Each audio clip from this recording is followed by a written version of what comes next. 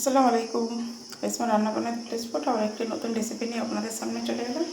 আজকে আমি বানাবো দোকানের মতো ঝরঝরে বুঁদিয়া। এখানে বেসন নিয়ে নিয়েছি, নুন নিয়েছি, হলুদ গুঁড়ো নিয়েছি, দু রকমের ফুড কালার নিয়েছি, গ্রিন নিয়েছি আর রেড নিয়েছি।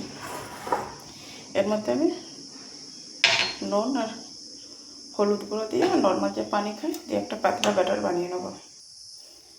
ব্যাটারটা বানিয়ে নিয়েছি, কিছুক্ষণ রাখবো আর একটু পাতলা হয়ে যাবে। আর দুটো বাটিতে আমি ফুড কালার মেশাবো বলে আলাদা আলাদা করে তুলে নিয়েছি।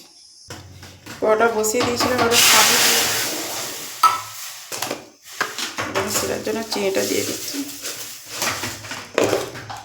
একটা শিরা বানিয়ে নেব। দেখুন রসটা হয়ে গেছে, হালকা একটু চিট আসবে, একতারও আসবে না, দুতারও আসবে না, একদম সামান্য একটু চিট আসবে। দেখুন একটু চিট আসবে। এর মধ্যে আমি একটু লেবুর রস দিয়ে দেবো। এই রসটাকে আমি নামিয়ে নেব। এখন তেলটা গরম হয়ে গেছে, এর একটা ছানটা নিয়ে এভাবে একটু ঢেলে আমি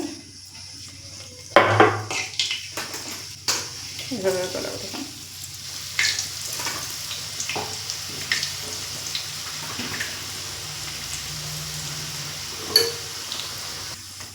দেখুন ভেজে নিয়েছি।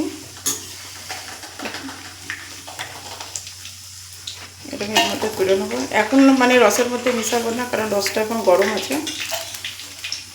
পরে ওর মধ্যে মিক্স করবো ঠান্ডা হলে।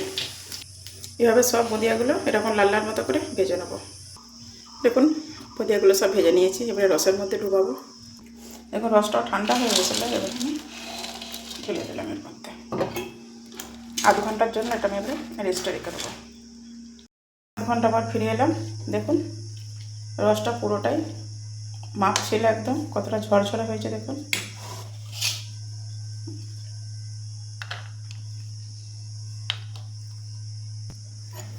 অবশ্যই বাড়িতে ট্রাই করবেন। যদি মনে হয় কারোর যে রসের পরিমাণটা বেশি হয়ে গেছে, সেই ক্ষেত্রে একটু ছাঁকুনি দিয়ে ছেঁকে নেবেন। কমেন্টে জানাবেন। যদি ভিডিওটি ভালো লেগে থাকে লাইক কমেন্ট বন্ধুদের মধ্যে শেয়ার করবেন। যদি আমার চ্যানেলে নতুন হয়ে থাকেন চ্যানেলটাকে সাবস্ক্রাইব করবেন, ফেসবুকে ফলো করবেন, নতুন নতুন নোটিফিকেশান আপনাদের কাছে পৌঁছে যাবে। আল্লাহ হাফেজ।